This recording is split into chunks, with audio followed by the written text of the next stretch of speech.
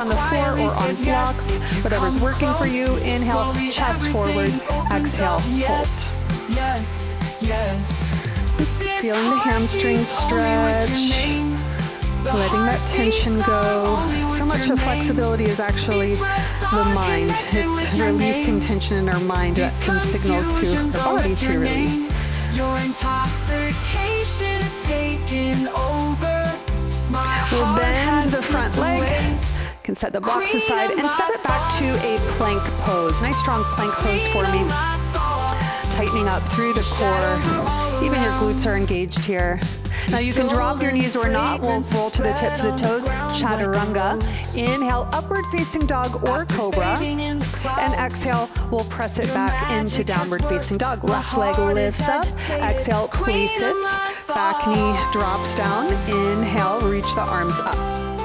Feel free to use those blocks. Keep reaching up through the crown of the head. On your next exhale, let's take a twist. Left arm behind us, right